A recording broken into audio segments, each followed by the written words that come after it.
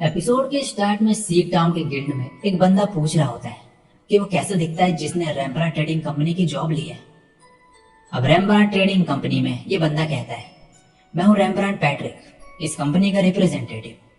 मिसुमी उसे कहता है कि कुछ रीजंस की वजह से मैं लिख के ही बातचीत करता हूँ। पैट्रिक मिसुमी से पूछता है कि वो सीग में कब आया। मिसुमी बताता है कि वो कल ही आया है।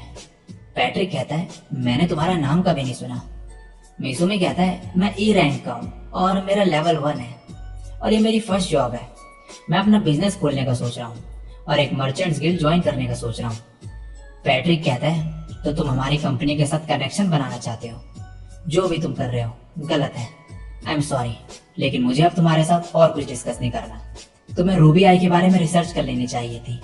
रूबी आई एक खतरनाक मॉन्स्टर है, तुम्हारे लेवल का बंदा उन्हें नहीं हरा सकता।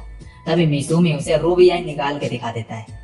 ये देख के पैट्रिक हैरान हो जाता है और मिसुमी से वैसे तरीके से बात करने के लिए माफी मांगता है।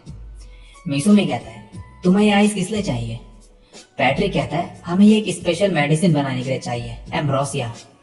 मेरी वाइफ और डॉटर्स एक कर्ज डिजीज से सफर कर रही है और मुझे वो मेडिसिन चाहिए। मिसुमी कहता है, कर्ज डिजीज क्या होती है?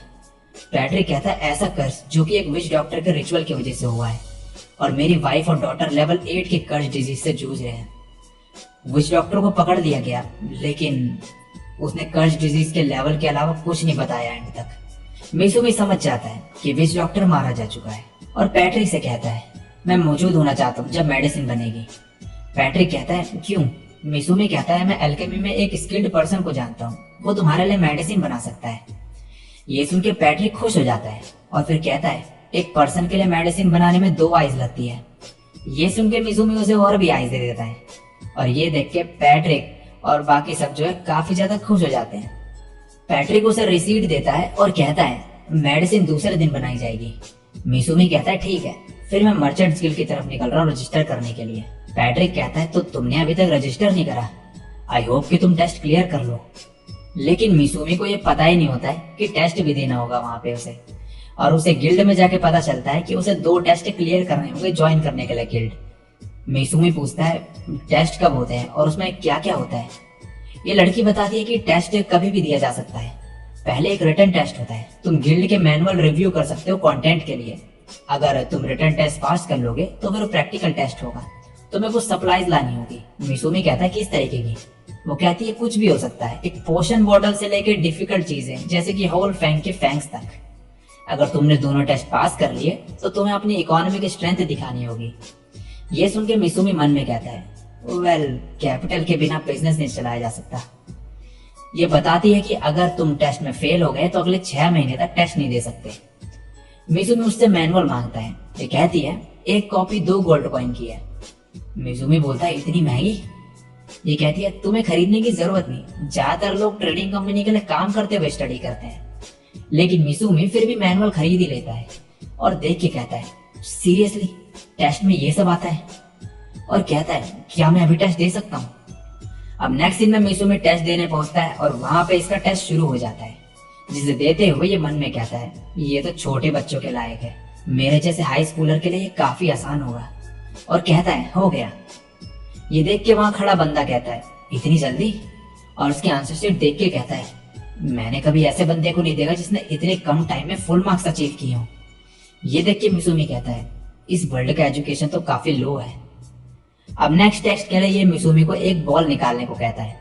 मिसुमी एक बॉल निकालता है और अब ये उसे 4 चीजें लाने को कहता है। उनमें से एक होल फैंग होता है, जिसे सुन के मिसुमी कहता है, ये तो वही डिफिकल्ट चीज है जिसके बारे में मैंने सुना था। ये बंदा कहता है, तुम्हें ये सब 3 दिन में लाना होगा या फिर इनके जितने वैल्यू का ही कोई मटेरियल लाना होगा तुम्हें। तुम काफी अनलकी हो, तुम्हें कम से कम लेवल 50 का होना होगा ये सब मटेरियल लाने के लिए। ये सुन के मिसुमी मन में कहता है, लेवल 50?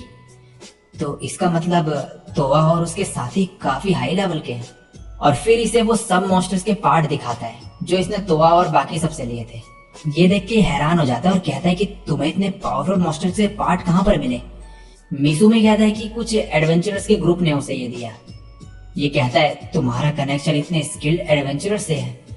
और फिर कहता है, कांग्रेचुलेशंस, तुम पहले बंदे हो जिसने फुल मार्क्स से टेस्ट क्लियर करा है। अब ये इस लड़की के पास जाता है और ये कहती है तुम्हारा गिल्ड कार्ड कल मिल जाएगा तुम्हें। नेक्स्ट सीन में टोमोए को दिखाया जाता है जो बड़े बड़े मॉन्स्टर्स को मार रही होती है और इसके बाद ये इस बड़े से क्रैब को लेके डेमी प्लेन में आती है और यहाँ पे इसे काटती है और ये सब इसे खा रहे होते हैं। तभी एक और टोमोए से आके कहता है कि मियो यंग मास्टर की मेमोरी जहाँ पर है वहां पे चली गई है और एक के बाद एक मेमोरी देख रही है उनकी। ये सुन के टोमोए गुस्से में आ जाती है और सीधे वहां की तरफ भागती है। तभी एक दूसरा और उससे पूछता है कि मियो आखिर कर क्या रही है। वो कहता है कुछ नहीं, मुझे एमा ने ये सब बोलने को कहा था इसलिए मैंने कहा। अब टोमोए वहां पर पहुंचती है लेकिन वहां पे वो मियो को बैठा हुआ देखती है। ये देख के वो एमा से पूछती है कि ये क्या चल रहा है। एमा उसे बताती है कि मियो मिसुमी की मेमोरीज ट्रांसलेट कर रही है। अभी भी बहुत सारी मेमोरीज है जिन्हें ट्रांसलेट करना बाकी है, तो हमें तुम्हारी हेल्प चाहिए। मैं यंग मास्टर को नहीं बताऊंगी कि तुम यहाँ आ गई वापस, अगर तुम काम करोगे तो। अब टोमोए मियो के पास होती है और कहती है तुम यंग मास्टर के साथ थी ना अकेली जब मैं नहीं थी। मियो कहती है हाँ, हमने एक साथ रात गुजारी थी। टोमोए कहती है वेट, इसका मतलब। मियो कहती है मैंने यंग मास्टर को सोते हुए देखा। टोमोए बोलती है तुमने बस देखा, तुम उनके साथ सोई नहीं। मियो कहती है नहीं और कहती है तुम्हें यंग मास्टर को रिपोर्ट नहीं करनी चाहिए मुझसे क्वेश्चन पूछने के बजाय। टोमोए लेकिन उसकी बात को टाल देती है। मियो को तभी मिसुमी की मेमोरी में कोई बढ़िया सी चीज दिखती है। नेक्स्ट सीन में मिसुमी एक रेस्टोरेंट में बैठकर सोच रहा होता है कि क्या मंगाए, क्योंकि उसने कभी इन ड्रिंक्स को टेस्ट नहीं किया होता है। फिर वो ऐसे ही कुछ भी मंगा देता है। तभी कुछ लोग बातचीत कर रहे होते हैं कि रेड बीज ने फॉरेस्ट में आना बंद कर दिया है क्योंकि एक बड़ा सा क्रैब वहां पर आ गया है। ये सुन के मिसुमी कहता है ये किस तरीके का क्रैब होगा, और जो बंदा मिसुमी के बारे में स्टार्टिंग में पूछ रहा था वो ही मिसुमी में अभी भी नजर रखे हुए होता है। अब मिसुमी ने जो ड्रिंक ऑर्डर करी थी वो आ जाती है। वो उसे पीता है लेकिन उसे बिल्कुल भी पसंद नहीं आती वो, और कहता है मैं डेमी प्लेन का खाना मिस कर रहा हूँ। अब डेमी प्लेन में जो भी इन्होंने फ्रूट कलेक्ट करे होते हैं वो टोमोए का जो छोटा वर्जन होता है वो निकाल के खा रही होती है। लेकिन तभी मिसुमी वहां पर आ जाता है, जिसे देख के वो कहती है मैं बस टेस्ट कर रही थी। मिसुमी कहता है तुम खा सकती हो, मैं भी यहाँ पर खाना ही खाने आया हूँ। और फिर फ्रूट खा के कहता है डेमी प्लेन का खाना बहुत अच्छा है, थैंक्स इन्हें कलेक्ट करने के लिए।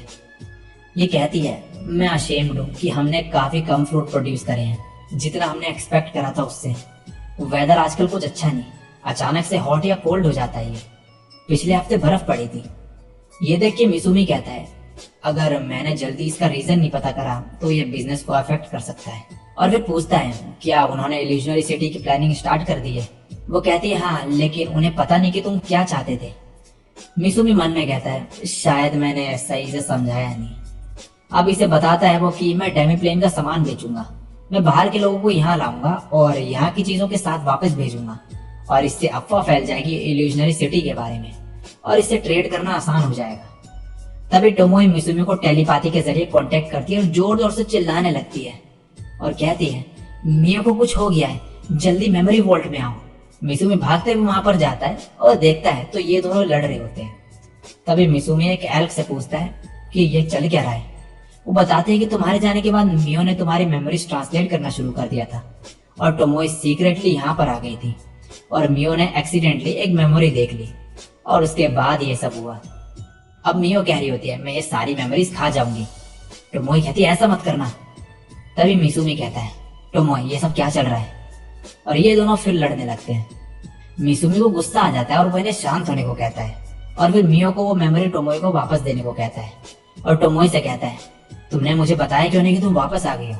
मियो कहती है क्योंकि ये छुप के क्रैब खा रही थी और ड्रामास देख रही थी। मिसुमी पूछता है और तुम दोनों की लड़ाई कैसे हुई। टोमोए कहती है ये मुझे एक अप्लायंस की तरह यूज कर रही है और मेमोरीज देखने को बोल रही थी एक के बाद एक। मिसुमी कहता है मियो क्या तुम्हें भी हिस्टोरिकल ड्रामास पसंद आ गए हैं। मियो कहती है मैं उन चीजों में इंटरेस्टेड नहीं, मैं बस ये देखना चाहती हूँ। मिसुमी कहता है ये तो वो एनिमेज है जो डैड ने मुझे दिखाया था और ये तो एक संडे मॉर्निंग किड शो है, लेकिन मियो को ये देखना था। और मिसुमी भी मान जाता है और कहता है ठीक है तुम देख सकती हो। टोमोए कहती है मास्टर क्या मैं भी ड्रामास देख सकती हूँ। मिसुमी कहता है तुम पहले अपनी रिपोर्ट दोगी और फिर मैं तुम्हें लेक्चर दूंगा। नेक्स्ट सीन में मिसुमी सीप टाउन में होता है अपने रूम में और काफी ज्यादा परेशान होता है जॉब को लेके। टोमोए उसे बताते हैं कि वो कंपनी काफी बड़ी है और उसका काफी नाम है और गिल्ड में भी उसकी काफी रेपुटेशन है। ये सच नहीं लग रहा मुझे। लेकिन मिसुमी कहता है वहां के रिप्रेजेंटेटिव काफी अच्छे थे और उनकी तारीफ करता है। और फिर कहता है इस रूम में 2 बेड है, तो क्या एक तुम्हारे मास्टर को नहीं मिलना चाहिए?